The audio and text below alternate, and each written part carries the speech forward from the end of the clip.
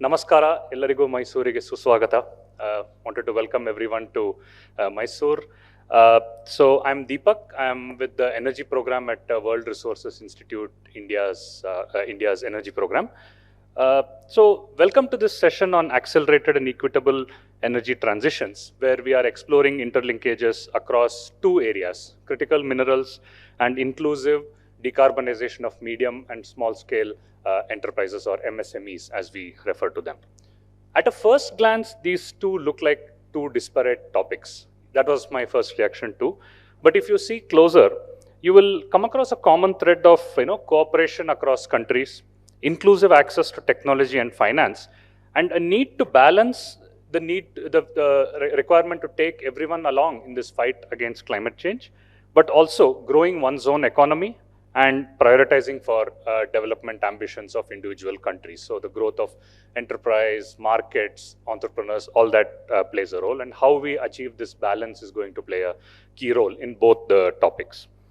The G20 countries account for about 75% of total greenhouse gas emissions, and if you look at only carbon dioxide alone out of it, the percentage goes up to 78%. With respect to, so there is a clear and critical role for this group of countries to play in the clean energy transition, which is a major factor in our fight against climate change. So on to the first topic, critical minerals have assumed significant importance over the last few months. The conversations have been filled with them, news of different bilateral and multilateral agreements between countries on how to explore for these minerals, how to, and each country, sometimes some of the countries also coming up with their own national efforts to, safeguard mineral deposits, get more value into the system by requiring companies to come and set up processing facilities within their borders. And the taxonomy of critical minerals itself varies from country and across regions. India's recent efforts, for instance, just to put things into context, there were discoveries of lithium that were announced in Jammu and Kashmir and Rajasthan. The recent law passed by the parliament, which allows the private sector also to participate in the exploration of these critical minerals, and India's recent invitation into the Mineral Security Partnership at the President Biden PM Modi summit recently. So these are recent indicators of how things are progressing along this front. The key concern across all countries has been, concentration of both the mineral deposits as well as the processing facilities in certain places, the threat of access being denied, and a general realization that while the climate change and is a global issue, with very few countries having access to these minerals or processing facilities, how would that also need to be carried forward across to all the countries? So international cooperation in this sphere, how does it look like, is something we will definitely see discussed today. Similar trains of thought are there as far as the MSME and their decarbonization is concerned. And industrial emissions, industry alone accounts for about 30% of global emissions. If you consider industry's own energy consumption as well as the feedstock requirements for their process, that is a significant contribution to global warming. And within their respective countries, as we all know, medium and small scale enterprises are a critical backbone of any country's industrialized progress. You can have all the big names, setting up mega factories, but their supply chain, the key machinery and equipment that needs to come to these larger industries has to come from MSMEs, and taking them along, given the myriad challenges that they face in terms of technology, access to finance, capacity building, I think this is a very critical topic that we are also needing to look at. The geopolitics over here also comes in with the announcement of the cross-border carbon adjustment mechanism, or the CBAM, which is expected to take shape over the next few years, affecting different sectors in a very phased manner. So how would that affect both large industry and, more critically, MSMEs is another topic that we will definitely need to explore in this. So I hope we'll have a great set of discussions, and please feel free to participate, quite eagerly, and make it a very lively and enriching discussions. To get us started, I would like to play a recorded message from Mr. Tae-Yoon Kim, a senior energy analyst at the International Energy Agency. Good afternoon. It's a great pleasure to present IEA views on this important topic at this important event. I'd like to start with a simple question. Why are we devoting our time and effort to the issue of critical minerals? Are we talking about lithium and copper rare earth market in an effort to pursue decarbonizations? The answer is quite simple. From solar panels to batteries to hydrogen electrolyzers, these critical minerals are essential building blocks to make our clean energy system work.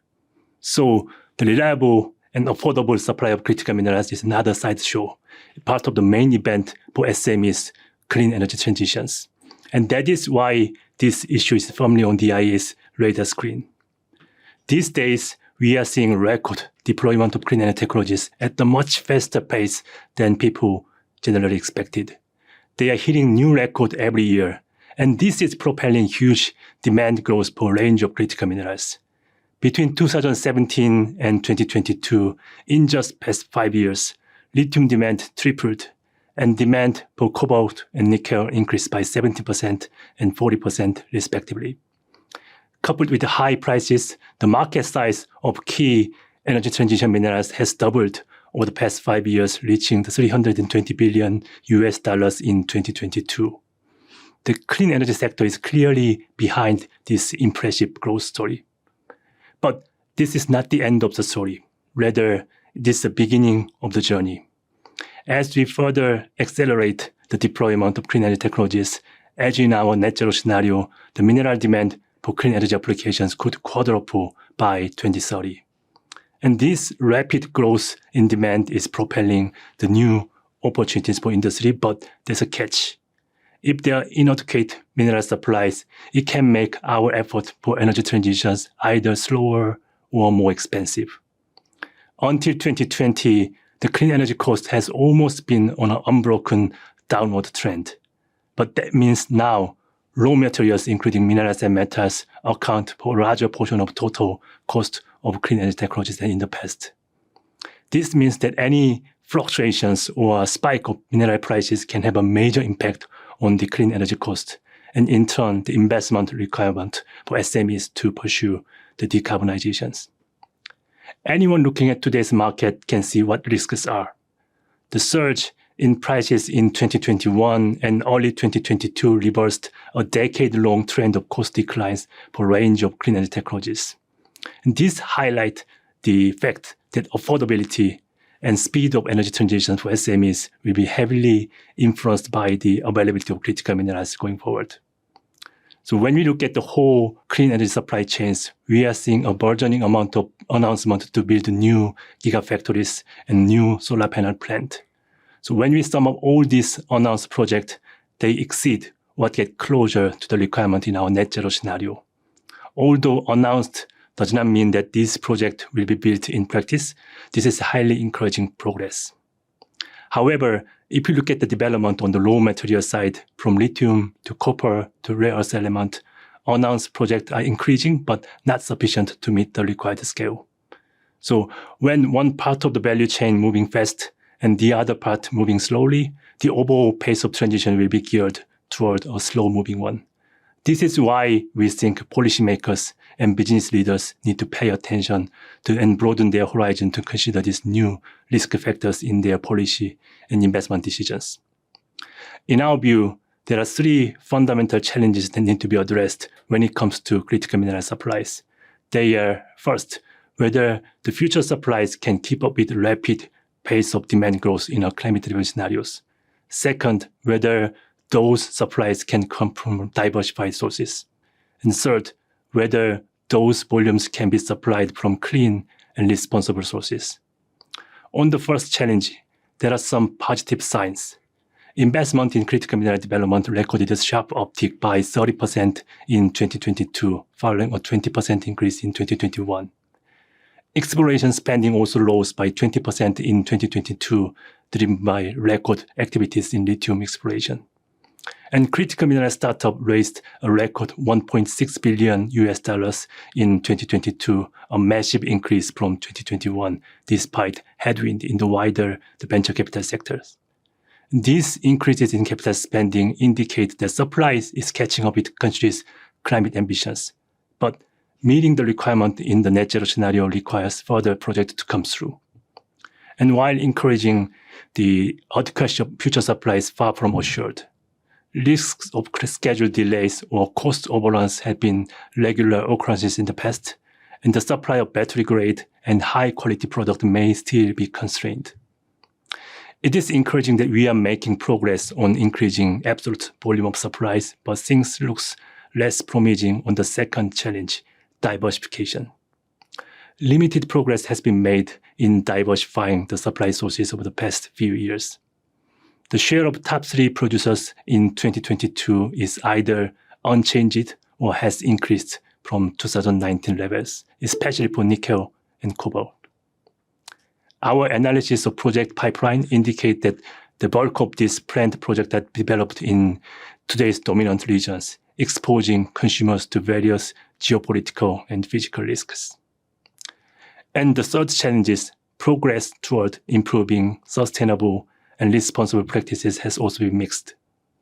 Our assessment of the environmental and social performance of major companies shows that companies are making progress in social indicators such as the community investment, worker safety, and gender balance. However, environmental indicators such as greenhouse gas emissions, waste, and water use not improving at the same rate.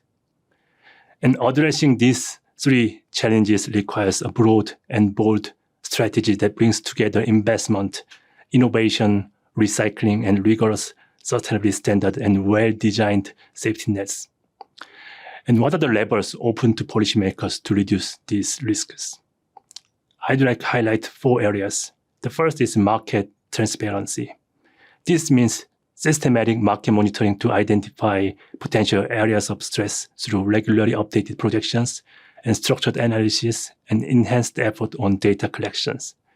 3 weeks ago, we released our first edition of the Critical Minerals Market Review together with the Data Explorer to serve this purpose. And second is cooperative approach to investment. More cooperation between producers and consumers can help to build supply chains in diversified regions and also ensure a fair access to raw materials.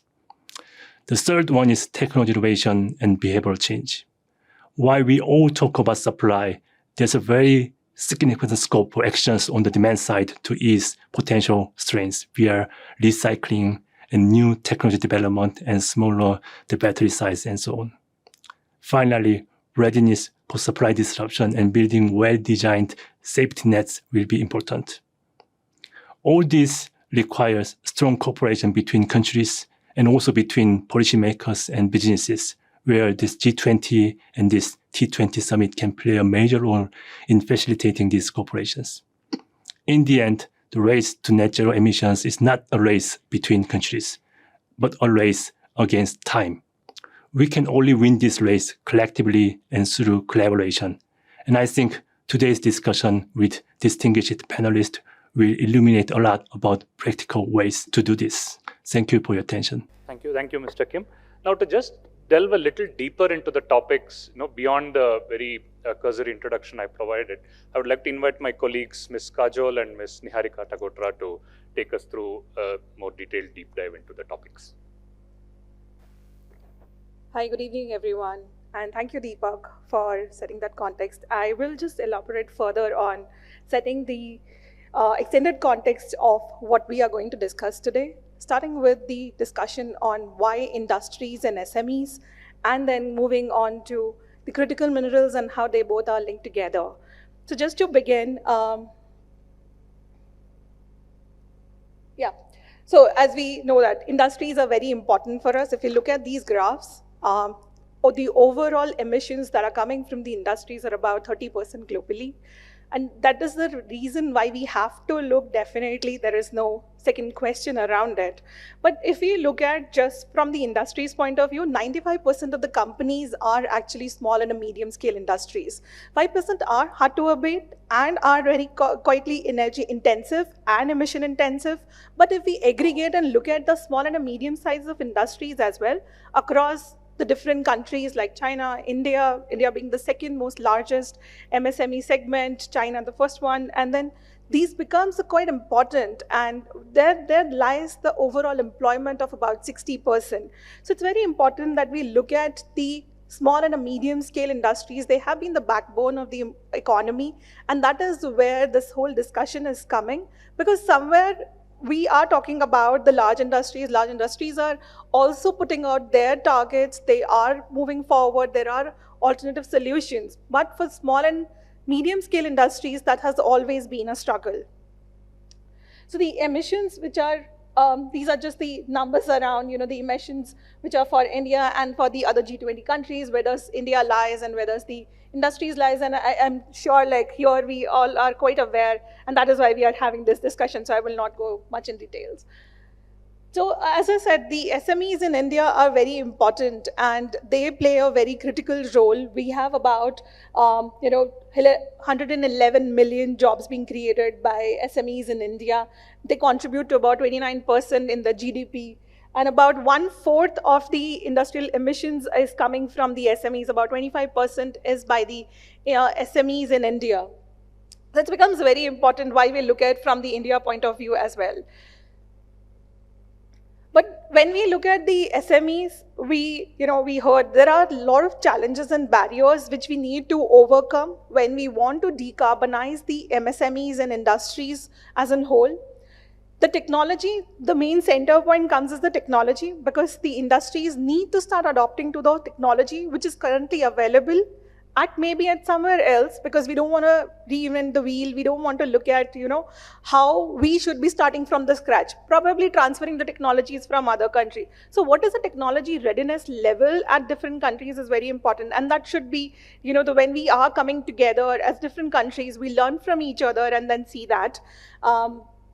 And then when we talk about the technology, we also look at the cost which is attached to that technology. The SMEs are the one who doesn't come with the deep pocket, usually being run by single army person. They are very constrained on their resources. So how do we make it more feasible for the SMEs to look at from the financial point of view? There will be many other challenges also which the SME is going through when it comes to their financial background, either the credit score or looking at their, for their production, they have to put their credits over there. How for the technology becomes an important challenge. It's very something that we need to look at from the developing some financial models, which becomes much more easier for them to adopt some of these technologies. The another is the, looking at the financial incentives.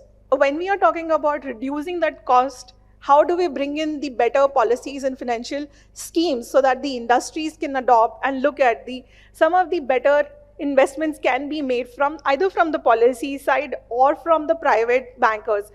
I can give you an example of, when we talk about some of these, even for the rooftop solar in India, if we have to go for a RESCO model, the renewable energy company has to do the investment in the solar rooftop model. For the smaller size, which is below 200 kilowatt, there are hardly any supplier which is available for make that smaller investment, because it's very difficult for them to do the small investment. They are always looking for a bigger ticket size. So that becomes very challenging for the industries to look at, like, from where should they bring in their finance. So this is very important. How do we make them incentives and how do we provide those financial support?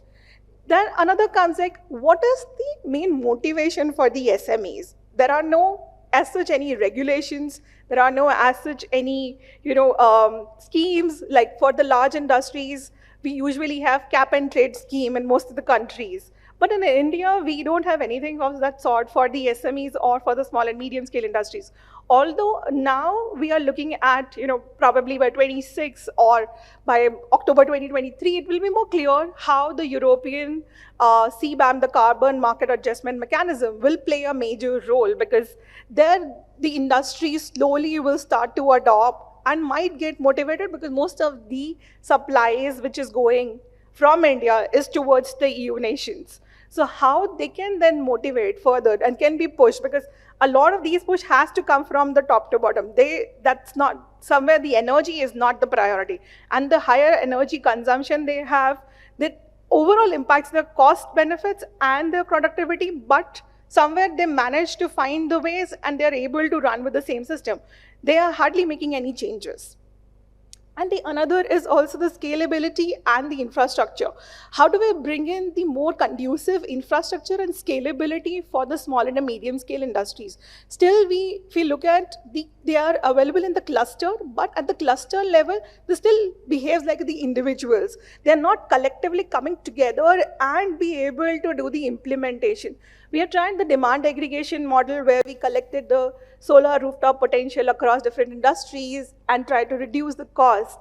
But that's like 1 or 2 pilots you will be able to do. But when they have to come together, it's always challenging because there is no anchor partner that they have who can put them together in one bucket and do it. It's usually being done by any third party, the industrial association or the other members who are present in the clusters are not being able to take that up.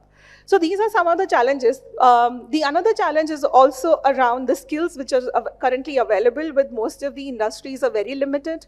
The capacity building of the industries are highly challenging because they are only confined in their boundaries and hardly able to go beyond that. So these are some of the pillars of the decarbonization. It always starts with the main fuel, which is the energy efficiency. We have to first look at how do we provide a better efficiency improvement in terms of their technology improvements, or with the slow or a low-hanging fruits, which gives them a quick and immediate remedies around it. Then the movement comes is to look at the alternative fuel, because when we are talking about the decarbonization, still heavily the industries are relying on the fossil fuel. So they have to look at the alternative mechanism, although there are a lot of studies which is going on to look at for the green hydrogen for that matter.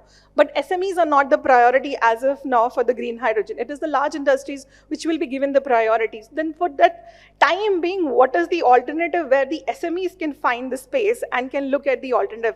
Is it the solar thermal, because the cost is still not very conducive, not many suppliers around it, or the biofuel, the briquette system. So how do we make that together to come for the SMEs as well? The another is the electrification. But when we are talking about some of these states like South Africa or India, where the accessibility is still a challenge, can we really think of electrifying the industries? The last is the carbon mitigation, the carbon trading mechanisms, and where the CCUS technology comes into play. So this is the another thing that we have to look at. So these are the 4 main pillars that we look at for the decarbonization of the industries. But we have to look at how do we bring that together. So these are some of the key things that we need to, how do we stir this whole conversation around, and what are the key pillars around that?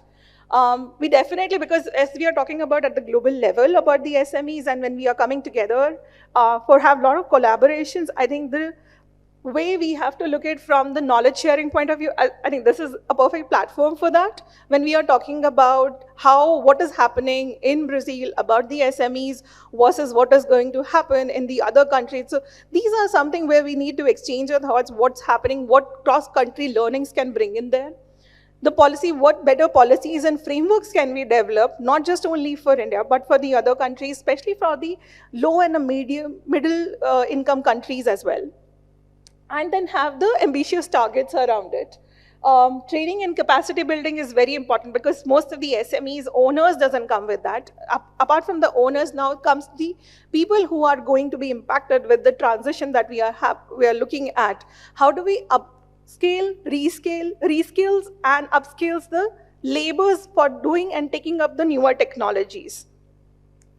And then the collaborations and the R&D, because the technology transfer from the other countries has to happen to the other, developing countries as well. And the mitigation finance and the government support for the scale and sustainability. I think we have to look at not just at the individualities, but at the scale and how do we balance the whole supply chain. I think that was also the message that came out from the previous speaker as well, that how do we need to balance, because we don't want like one segment is accelerating, the other segment is lagging behind. We all have to bring together everyone. I think I'll leave it here because we will now move on to the critical minerals and then linking it with the SMEs. Thank you. Over to you, Niharika. Thanks, Kajol. As a part of the work that we are doing at WRI, we are trying to unpack the critical mineral requirements for India's clean energy transition going forward. As such, we are trying to map a few things, including mineral criticality, understanding the supply chain vulnerabilities, and locating India in the global critical mineral energy transition landscape. First of all, we try and unpack what critical in the critical mineral signify. Criticality is majorly defined based on economic and supply indicators. Some of those factors include supply chain disruptions, the degree or the intensity of extraction effort, the concentration of production, the quality of natural resources, and the volatility of prices. Some of the other factors also include country risks, geopolitical risks, recyclability and recovery, the advancements in technologies, and the substitutability of some of these minerals. When trying to link criticality in minerals with energy transition, the IRENA has coined a term called greenflation, which is the impact of the rising prices of minerals, which form key to certain clean energy technologies, on the whole, the broader clean energy transition efforts that are going on globally. These factors, we may note, are continue to be dynamic. They are not static. They evolve with some of our technology choices, and they are very contextual to local, regional, and global levels. Based on this, we try and contextualize this criticality with respect to India. We do a mineral demand supply mapping, as you can see in the table over here. This is based on India's energy transition requirements by 2050. That is assuming that the demand for some of these technologies is going to plateau thereafter. The mapping of the demand against the existing reserves in production paints a picture which reveals a stark gap between what the demand is going to look like going forward till 2050 and what the supplies and the productions look right now. This gap basically forms the very basis of the vulnerabilities in critical mineral supply chains, because this also feeds into a lot of other factors. We try and develop a framework for assessing some of these vulnerabilities in the mineral supply chains. And the themes of these vulnerabilities, as also is identified by the International Energy Agency, include the security of supplies, the resilience of supplies, and the sustainability of supplies. For a very long time, the idea of vulnerability has focused majorly on the security of supplies, which stems from the scarcity of minerals, leading to a volatility in prices. But we go beyond that, and we also include factors such as resilience, which rest upon the ability of individual countries to recover from disruptions, the degree of import dependency of countries on certain minerals, and of course the concentration of trade in critical minerals within certain regions. The fact that the extraction is also, for some of these minerals, is also going to pick up. Sustainability also forms an important part of the discussion, where we look at the impact of extraction and mining of these reserves on environment, as well as the competing interests with local and indigenous communities.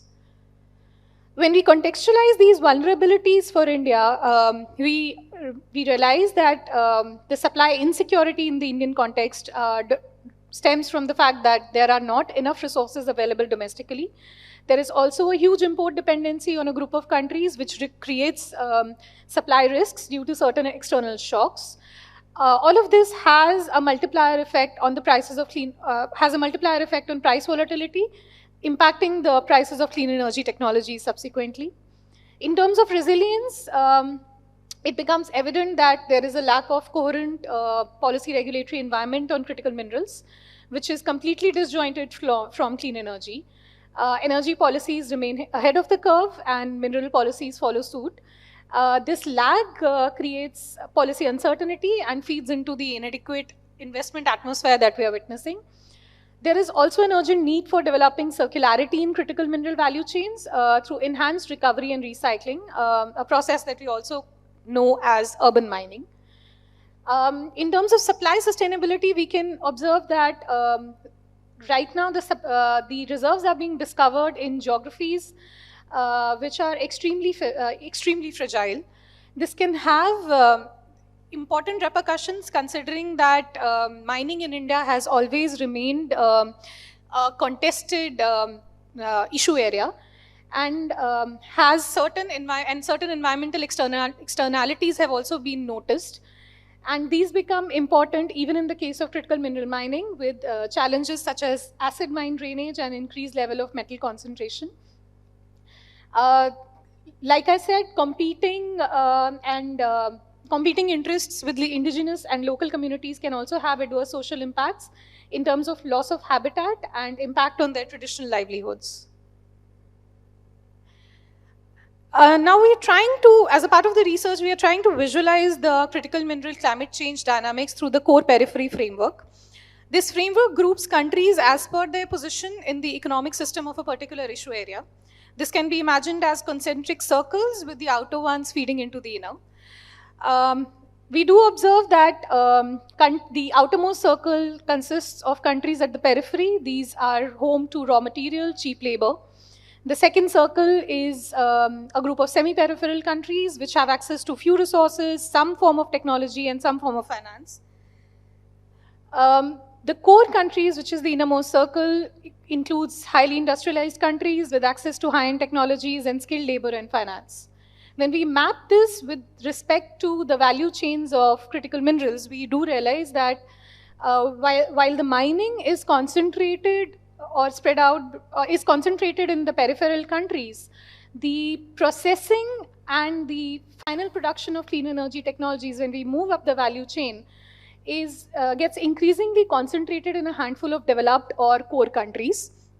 Also revealing that countries that are home to some of these resources are not integrated in the clean energy value chains and therefore do not benefit from it.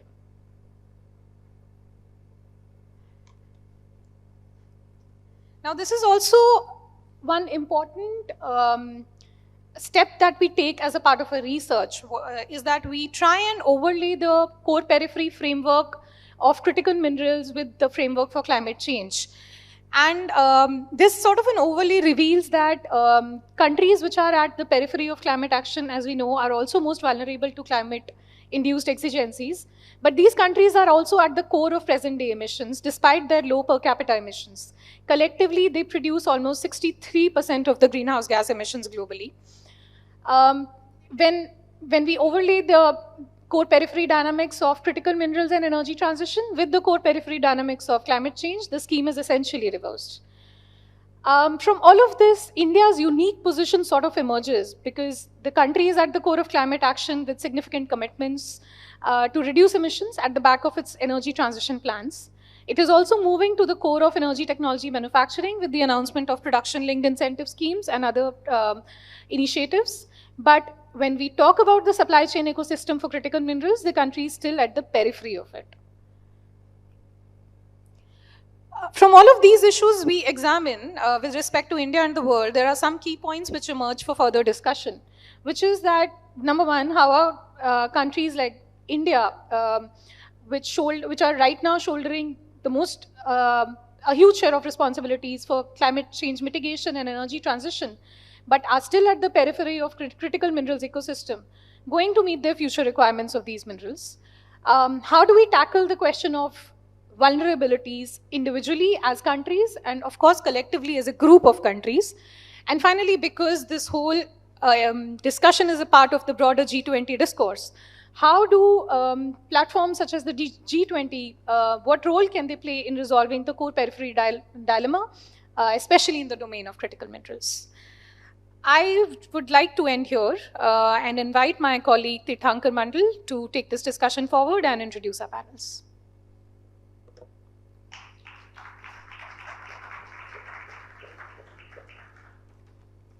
Thank you, and that's a great, I think, two sets of information. And as we said that we are going to link it over and highlighted that, look, one side of the story is actually about consuming and using the end products which are derived from these critical minerals in forms of energy technologies, but also there are challenges both across affordability, accessibility, and all of those things. It just doesn't stop at demand supply in both the sides, it goes beyond that. So with that note, I would like to call upon the esteemed panelists over here who are well-known experts in their own field, and we will try to address these questions. So I would like to invite Dr. Françoise Nicolas, who has been in the working in IFRI since 1990. She also teaches in Sciences Po in Paris, and she has been doing a lot of research around the value chain issues, around lots of in their economic implications and all of those things. The next speaker is going to be Dr. Stormy Annika Midler, who is the executive director of Aspen Institute at Germany. Dr. Milner has been also, in her earlier role, has been the G20 Sherpa, who dealing with the global economic dialogue during the German presidency. So welcome, Dr. Milner. I would then like to invite Dr. Fabio Vera Soares, who is the researcher at the Institute of Applied Economic Research in Brazil. He is an expert on the social sector issues, poverty, inequality, and inclusiveness. Extensively worked on the Latin American countries as well as in Africa and other developing economies as well on those issues. And our last panelist is Dr. Moha Mukherjee, who has been an expert throughout her career in the project finance, working on the MSME sector, clean energy issues, and currently as a research fellow in the Oxford Institute of Energy Studies. She has over 25 years of experience on those fields and had been working also an ex-World Bank senior official who has been dealing with all these issues across countries globally and all of the other issues. So welcome, give a big round of welcome and applause to the panelists. I will get on to the discussion. So I would like to start off with the value chain issues. Basically what we have actually heard from listened to the presentation as well, when the issue is around more beyond the demand supply, just not around demand supply, right? So, and in that regard, what are your take on particularly on the emerging economies context, because we are discussing around the G20 issues and all of those things, in the context of G20 and emerging economies who are going to be really the demanders of these huge amount of critical minerals owing to the targets of renewable energy and efficiency. How do you see that value chain issues is actually impacting that whole thing? Well, thank you. And first of all, thank you for the organizers for having me here. It's a pleasure to be in Mysore for the first time in my life. Great place. So let me perhaps start with a very general observation, which has already been presented by Mr. Kim from the IEA. Well, what he explained, his main point, as far as I understood it at least, is that the green energy transition will be exceedingly mineral intensive. And this is a very important point. It is a major difference between an energy system which is powered by clean energy technologies and an energy system which is fueled by traditional hydrocarbon resources. And this, well, for a couple of illustrations perhaps for this point, if you take the case of PV plants, wind farms and electric vehicles, all these require much more minerals to build than their fossil fuel-based counterparts.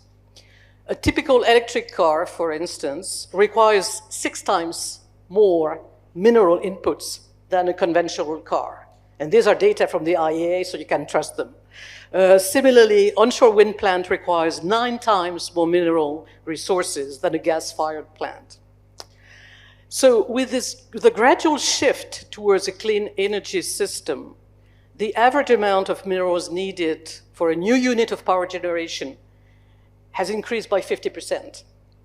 So definitely we're facing a huge problem with this rise in the intensity of minerals, which will be found to be critical. So, of course, the first thing is that this rising importance of minerals requires energy policymakers to expand their horizons, to look at things slightly differently, and also to consider potential vulnerabilities. That's the first important point. The second thing, which has been explained by our two Indian colleagues, is that some of these required minerals have become critical. So I would not dwell too much on the definition of criticality, which has been explained before. The way I understand that, being critical means that these minerals are key to the production of green technologies, but they may also appear to be choke points. And as a result, they may be used as leverages. In other words, to use a very common phrase today, they may be weaponized. And the risk of weaponization of these minerals is a major issue today. And this is a major issue for supply chains. However, the point I would like to make is that the supply chains are much more complex than often thought. And the weaponization may actually prove more complex as well and more difficult as well. The key thing is that there is not one single country that controls the whole of the supply chain. And this is true for many supply chains, but this is particularly true for the supply chain having to do with green technology. Mutual vulnerability is actually a central feature of today's global networked economy. And interdependence may not be all that easily weaponized. Actually, interdependence may actually trigger a set of unintended negative side effects.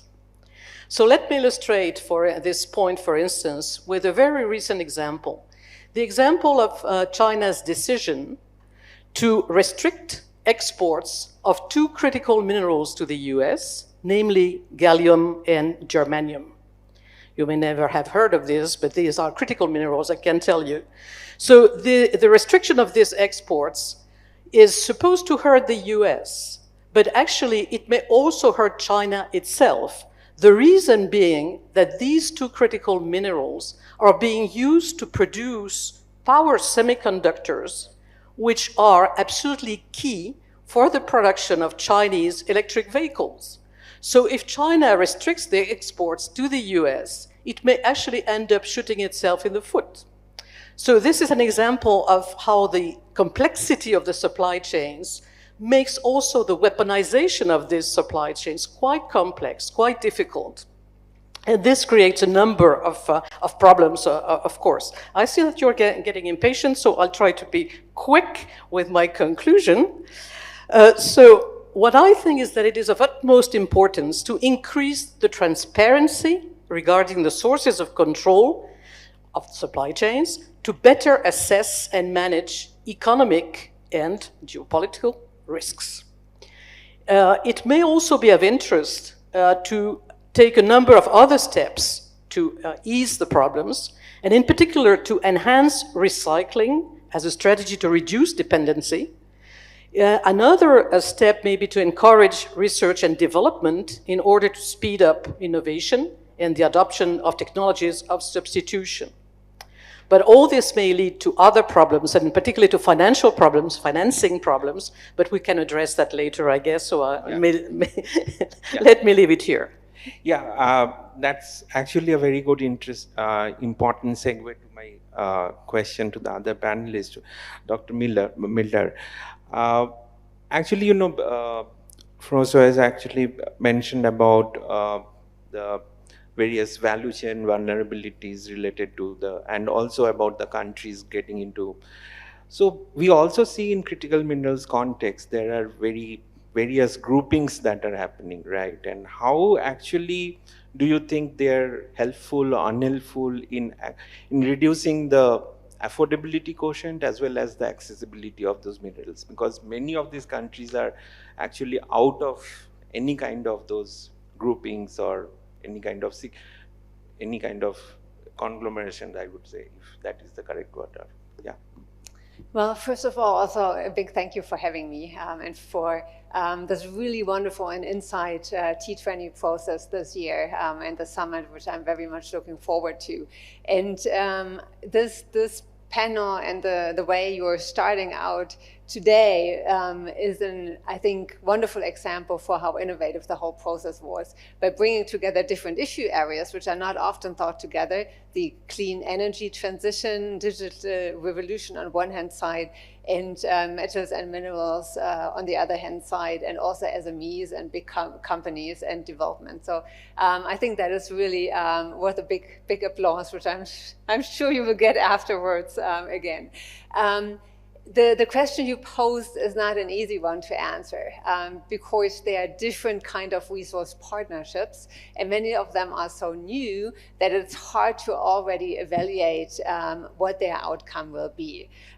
So I want to contextualize a little bit and pick up on quite a few issues which we have already heard. So first of all, it's not the first time that we are talking about metals and minerals and criticality. And it's also not the first time that countries are concluding such resource partnerships as we are seeing today. I can remember in the early 2010s, 2010 and 2011, Germany, for example, already concluded some of these partnerships with Chile and with Kazakhstan. And the reason back then was that prices for quite a few metals and minerals were going up. And also China restricted the export of rare earth with pretty tough consequences for value chains, especially on Japan and interruptions. And that already created much more sensitivity for the issue. And there was more talk about what kind of instruments could be applied, such as reserves, for example, resource funds, strategic partnerships being one of them.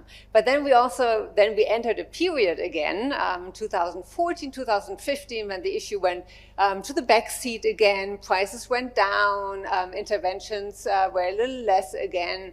And so the issue of resource partnerships wasn't pursued as strongly anymore as in those first couple of years of that decade. So that has changed massively. So right now we are seeing almost a run on those partnership ideas, strategic partnerships, and so is the German government, which just put out a new framework for resource policies, metal and mineral policies, and also in our new security strategy, there is quite a lot on strategic partnerships in there, and also with regard to metals and minerals. And so what has changed? What has changed, and we've heard that from all previous speakers, is that because of the energy transition and the digital revolution, there's a huge increase in demand for certain critical metals and minerals. And we already heard the numbers.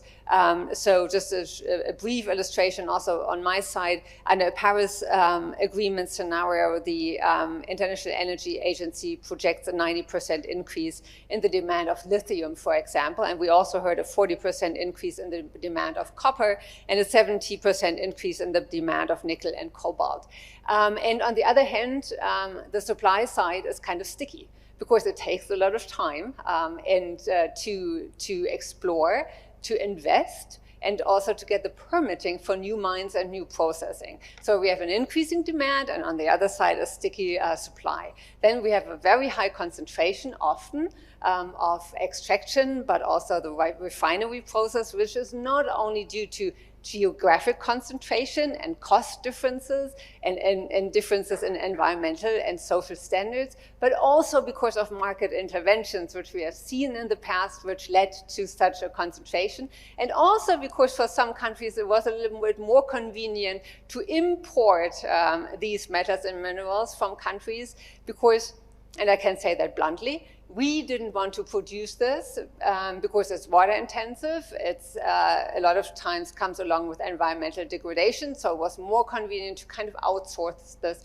to other countries. So this also is a reason for the concentration. The COVID pandemic, as well as Russia's invasion of Ukraine, also created much more sensitivity for high dependencies, for these concentrations, for these market interventions, and also for the idea of weaponizing or leveraging resources as a foreign policy tool or as economic coercion instruments. And we also certainly see that the resource markets are not functioning perfectly. So all of this created the big desire among many countries to form resource partnerships to secure access, to address risks in supply chains, but also to address many of the problems in resource-rich countries, like capacity problems, environmental problems, social issues, distortion capacity, governance problems, corruption, and so on. I would say there are 3 different types of such resource partnerships. Those between industrialized countries, as we are currently seeing negotiated between the EU and the United States, and the initiator for this was the Inflation Reduction Act, and I'm sure we can talk about this later again. Then those with a very strong development focus between industrialized countries and developing countries, and those between the global south, like between China and some African or Latin American countries. They all have different goals, ambitions, and different policy instruments they're using. And that's why it makes it so hard to answer that question in a general way. So let me end by just identifying a few criteria which I think such partnerships need to follow. First of all, I would say they need to be inclusive rather than exclusive. So they need to be open. They need to have a commitment by the partners not to address market distortions and to try to get rid of them instead of creating new ones. What I mean is to, for example, commit not to implement new export restrictions for metals and minerals. I think they need to be designed in a way that they become plurilateral, preferably multilateral instead of just purely bilateral. I think they do need to have a very strong regional component, because a lot of times we see large regional distortions between resource-rich countries and the supply and production chains there. So we need to be very careful not to lead to a further fragmentation. They need to have a strong development focus so that we avoid a second resource curse, as we have seen in the past. And I think what is really, really important, they need to consider all sizes of companies, as we heard earlier on. And not just to create transparency with regard to resource market, but also on the metals and minerals sides, but also create much more transparency with regard to the different actors on the resource markets. And that is my very last point. Small, medium enterprises are the backbone of many of our economies, also the German economy. We are seeing a stark increase of new regulations and laws and due diligence laws. And while I think that is really important and the right way to go, it also creates a huge new burden, especially for small, medium enterprises, especially if we have tons of different due diligence laws. And I think resource partnerships could contribute in a positive way to harmonize different due diligence approaches. And I'll leave it with that. Yeah. I think that's interesting point towards the end about the MSMEs, and I would actually like to hear from Dr. Moha Mukherjee about, because of her experience around the MSMEs and the whole providing the solutions. We have been hearing about these solutions coming up, but the MSMEs also are facing lots of challenges, and that probably are going to not been conducive enough to take up those solutions. Can you highlight what are the 2 or 3 major bottlenecks which is actually pulling the MSME sector back in making that shift, that major leap jump or something like that towards the green energy transition? Yeah, thank you for the question, and thank you to the organizers for having this wonderful event. I'll just jump in because I know we are short of time.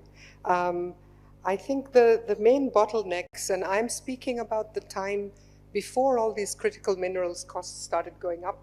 So when the trajectory was headed downwards, we still noticed that a lot of MSMEs were not really adopting clean energy technologies at scale.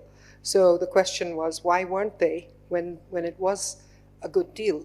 I have some insight into this because I'm on the board of a impact investor, and we tried to lend for clean technology adoption. And so we got a ringside seat for why they weren't doing it. And to put it very bluntly, and this may come as a shock to many people who love clean technology, what we are offering and the delivery mechanism is not a value proposition from the MSME's point of view. If they ask 4 questions, some of them may be okay, positive answer, but the last one of the 4 is definitely a big no. And until we fix that, we are not going to see them lining up for clean technologies. So the first question is the cost per month going to match my electricity bill currently, or is it going to be even a little lower? But it definitely shouldn't be higher. So that one is a maybe. The second one is it as reliable as what I have now, where I just plug in and forget? Do I get that same type of reliability if I switch over to, for example, rooftop solar? We don't know. Mostly you do, but then you can't use it at night. So it's not quite like for like. The third question they want to know is, will it take a lot of my time and attention? Because I'm actually trying to run a business here. So are you telling me to do a science experiment? Are you telling me to measure out the distilled water and go and run up and top off the batteries? And do I have to clean the panels? And am I basically trying to do something other than my main business? Yes, actually. If you're going to be the owner and you're responsible for it, then yes, you are doing a science experiment. And the fourth question, which is the absolute killer, is the cost to switch. How much will it cost me to get into a rooftop solar arrangement, or, as Kajol was saying, a biogas, compressed biogas, or whatever, you know? And biogas is important, or solar thermal, because I think I read somewhere that 85% of their energy needs of MSMEs is actually heat and process heat, more than electricity. So right now they're using charcoal and fuel wood and so on. So that's easy. They know how to get that. What are we offering them for their main energy need? Unfortunately, in the clean energy space, so far, we haven't really catered to the actual needs of the MSMEs. So to wrap this one up, the first answer, because you said a couple of bottlenecks. First bottleneck is that the risks are not properly allocated to parties who are best equipped to bear them. We are putting an inordinate amount of risks on an MSME business, and we are expecting them to just love clean technology and run for it, and then we shouldn't be surprised when they're not doing that. So we have to do a better job of allocating the risks so that ideally, and I'll come to this if we have a second go at this, is to change completely the delivery mechanism of the clean energy to a point where they buy solar as a service, as the large commercial and industrial customers are able to do through the Indian RESCO model, where a third party does all the investment, all the borrowing. They are basically an independent power producer on your roof, and you have no entry costs. If you're a large, successful multinational factory, you just buy solar kilowatt hours, and that's it. You don't invest in the equipment, you don't own the equipment. That's the kind of thing we have to do for MSMEs, so that they have no difference in how they receive their electricity now from fossil fuels. And so that's one bottleneck. And the other bottleneck is the problem with the credit market, which is where the risk issue that I was talking about. If you're a lender and you are facing 1,000 MSMEs, because obviously we have to aggregate. Nobody's going to look at one at a time for the 200 kilowatts that Kajol was talking about. We need to have an aggregation mechanism, which is quite common in India now. So an investor would say, okay, here are 1,000 MSMEs, or a lender would say, I know 10% of them over the life of the loan will have difficulty repaying the loan, and maybe 5 or 6% will actually default. The problem is that I don't know which are these 5 or 6%. So I don't lend to anybody. This is a huge problem, and we need risk support, we need first loss support, we need essentially to handhold the investor in order to help them to manage that risk so that they don't have to care who are the 5% or 6%, because they're covered.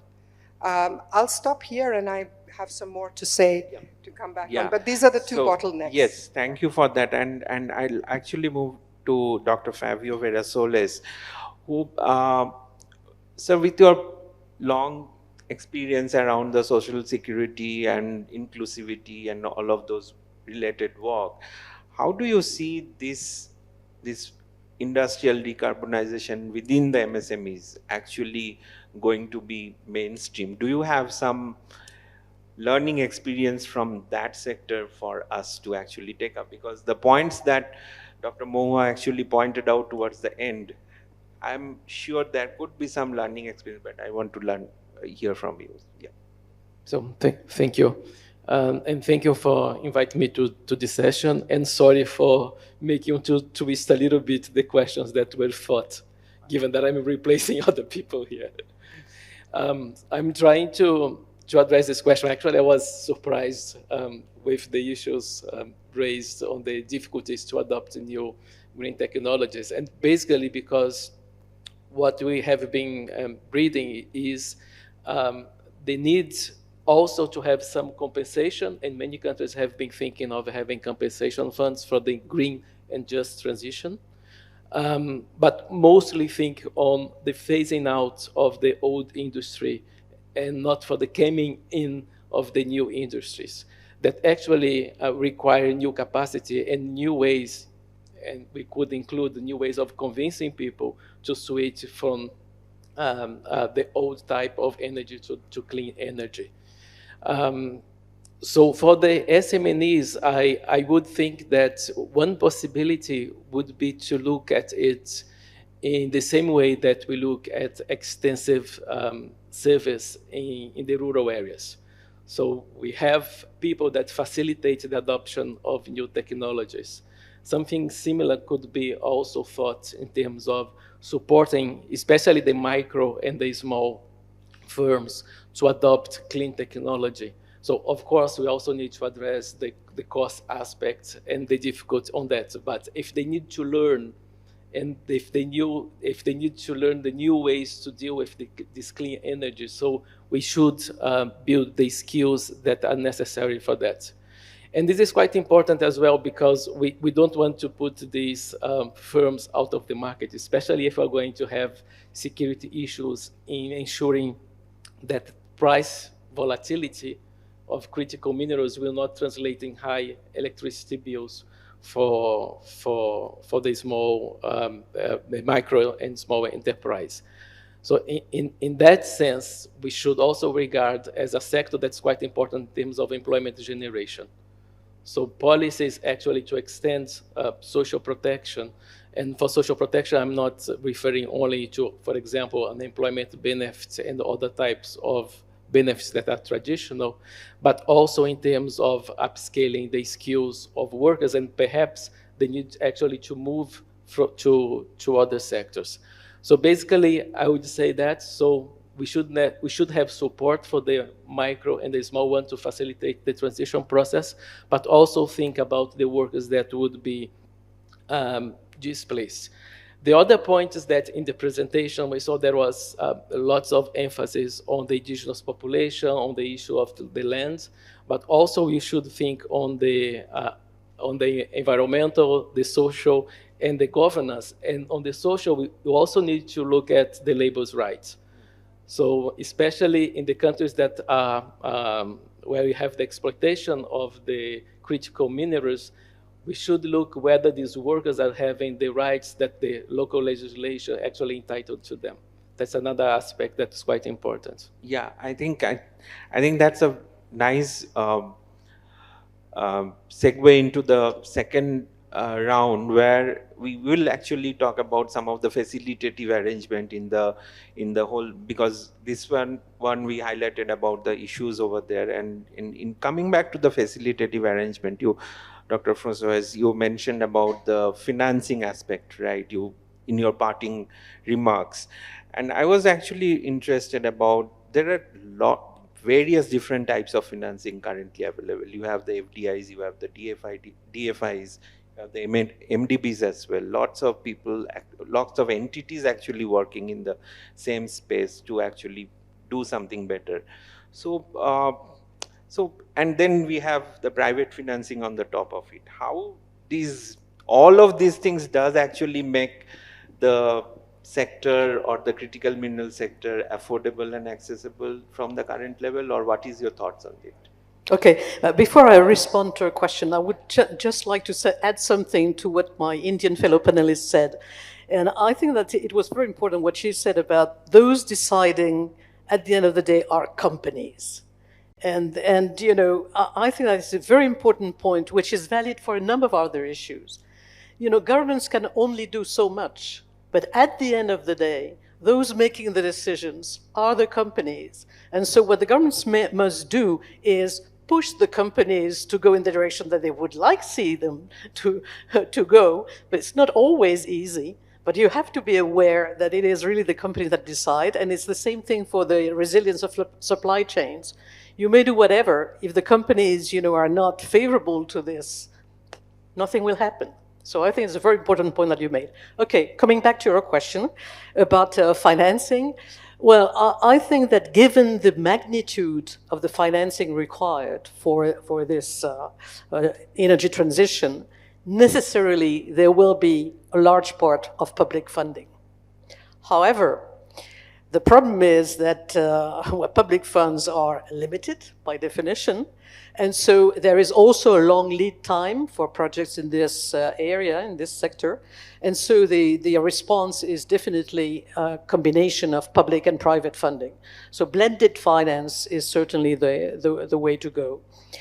But I guess more importantly, as I explained before, due to the complexity of the value chains that I highlighted for the production of these critical mineral-based products, I think international partnerships are very much needed as well. And this is particularly relevant since both the critical mineral producers and the users or consumers would contribute to the financing.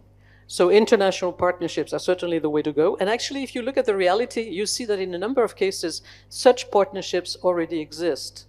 If I take the example of Korea, for instance, what we see that there have been partnerships involving both governments and companies. And this is the case for the production of rare earth elements, with the South Korean government pushing companies into engaging in joint ventures with Australian companies with the support of the Australian government. So all four partners are working together, pushing in the same direction, and they partner so as to try to reduce their dependency on China. And so you have these industrial partnerships, which are private industrial partnerships, but with the support of governments, and governments from both sides. So I think that's really the key to this kind of problems. Yeah, I on the same vein, actually, I would like to bring in Dr. Moha over here, because she mentioned one on her parting thoughts on the first round, actually, is that credit is an important element or important barrier, if I may use that word. But what do you think in that respect, these kind of partnerships or these kind of support mechanisms, do they actually facilitate, or do you have in your long career or long practice as a practitioner, do you see any kind of these successful mechanisms coming up where G20 actually countries can actually take examples or lessons from it? Yeah, thanks for that question. I think that we have to look at what it is that we have to de-risk. So if we want to adopt a utility-like model for clean energy and for SMEs as the customers, so we want to say that we need to find third-party investors who will take a loan and will buy thousands and thousands of rooftop systems and then install them on SMEs. They will get monthly payments for the kilowatt hour, and they will use that revenue stream in order to repay their loan. Then in order to take that loan, they need to put down a certain amount of equity, right? Because they put 20% down payment, they get 80% loan. That down payment has to be insured. It is not insured when they have good customers, like multinationals and large companies. They know they'll get paid. But with the SMEs, they are not sure. So we need a pocket of de-risking money, a pot of money that will ensure their equity. That could bring them forward to deliver this utility-like service so that we are not asking an MSME to do a science experiment every day, and they don't have to buy and they don't have to own the hardware. It's owned by the party who knows how to manage it, who can tell, etc. I just want to say a last word to borrow from Fabio, and to say that if we want to make such MSMEs attractive to the international value chain, we need a labeling system and standards, and we need to say that this product, whatever it is, was produced with the inputs somewhere along the value chain of an MSME in a clean air area, or in a labor, just labor standards, as you mentioned, or any other of these ESG attributes. We need to have a systematic labeling way of doing it and make it attractive for companies to look for MSME suppliers who are practicing these things. That's my other idea for how they can collaborate, and they should recognize this labeling standard. That's the point. Yeah, Thanks. and with that note, I'll come to Dr. Stormy Milner. Actually, there are lots of ideas out there, right? And I think the last idea was incredible. And in that regard, what are the risks and opportunities? Because these ideas also create on one hand the opportunities, as well as there could be some risk as well. And what do you think in your experience could be those, if you can highlight in a very short 2 or 3 points? Well, I think the biggest risk is that we fall back into the resource curse as we've seen in the past, and we need to address all those risks. But as time is running short, if I may, I would rather say a couple of things which the G20 could pick up and work on. Maybe in this cycle still, or maybe in the next one. I think that in most of the work streams the G20 has, the issue of metals and minerals could play a bigger role. May it be in the financing instruments, may it be in trade, the trade task force workflow, but also certainly in the climate and energy workflow. And what I think we need to do is get out of the silo thinking and make that a cross-sectoral or cross-topical issue. And what I would really love to see is that as in 2010, I think it was, after the financial and economic crisis hit, the G20 commissioned the WTO and some other organizations to do monitoring exercises for trade and identify market distortions, trade barriers.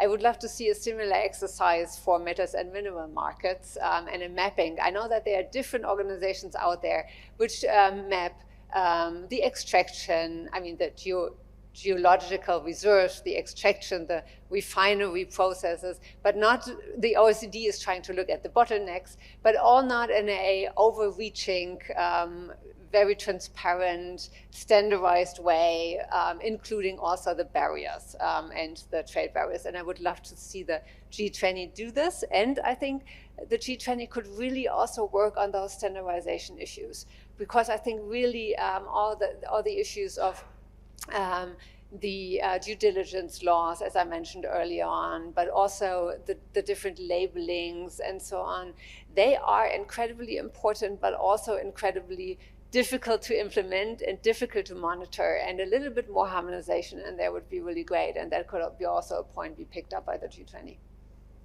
Yeah, and I would actually go to Dr. Fabio. We heard about these issues and the importance of partnerships as well. And only last week, Brazil actually joined the industrial deep decarbonization, which at the same, right? So what do you think will be your key focus area going forward in the next year? Like, given that Brazilian presidency is happening, Brazil is the host country for the G20 presidency and all. So if you can highlight in 2 or 3 points, that would be great. Okay, thank you. I'm not speaking on behalf of the government, so basically what we heard so far, what's on the news in Brazil, And I think there are two things that are important to understand the context. Actually, I didn't know that Brazil had adhered to the Industry Deep Decarbonization Initiative, which is one of the partnerships that are available and stimulating countries to do the transition for clean energy. In particularly, in that case, in sectors that are hard to decarbonize because they are dealing with steel, with cement, with concrete. So I did some research last night, and I found out that actually Brazil wants to engage on the initiative and use this initiative as a platform to learn about what other countries can do and how this experience can be adapted to Brazil. So in late August, beginning of September, it has been said that Brazil is going to present the new ecological transition plan with more than 100 initiatives, including like the carbon markets, bioeconomy, and also industry adaptation. So I do think that's an initiative that does want to bring the international experience to support the country in doing the adaptation of its industry, and obviously also jointly with the idea of having a national carbon price, carbon markets. And the other thing regarding the G20, I think that the idea is actually to use this cooperation and these initiatives as a platform to inform the work that's done within the energy working group of the G20. So Brazil wants to bring together all three and have all these ministerial meetings in order to advance its own platform in decarbonize its industry. Yeah, that's very helpful to know actually, and encouraging as well. Now I open the floor for maybe 2 or 3 short questions for the panelists. Yes, I have a hand over there. Yes.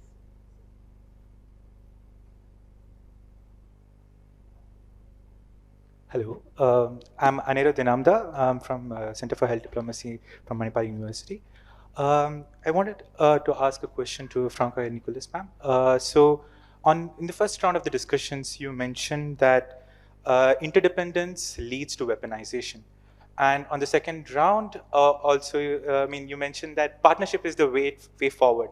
So, I wanted to know, how can nations and industries establish partnerships without being interdependent on each other and avoid the weaponization of these critical elements? Right away? Okay. Well, let me put things straight. What I said in the first round was that interdependence may lead to weaponization. It's not automatic. Okay, but therefore it offers a possibility of weaponization of this interdependence. What I immediately said, though, was that contrary to what a number of people think, weaponizing interdependence may not be all that easy in the context of a globalized economy as we know it today. Because the value chains are so complex that you may want to block the chain at one point and then you end up being blocked yourself. So, it is more complicated and you have backfiring possibilities. This weaponization appeared to be something extremely tempting, but this may not be all that easy. That's what I said. Then I was pushing for partnerships, and partnerships are, of course, possible when the various partners see eye to eye or have converging views, and in which case, weaponization is out of the game. So there is absolutely no contradiction between the two things. But partnerships are certainly the way to go, because on your own, you can do much. And precisely if you really understand what the interdependencies are all about, if you first of all, identify, secondly, understand what is the exact nature of the interdependencies, then you are in a better position to see whether partnerships are possible at all or not. And so that's why I was pushing for a better understanding of what the value chains actually are, or of the nature of interdependencies. Okay, is that clear? I hope it is. Yes, ma'am.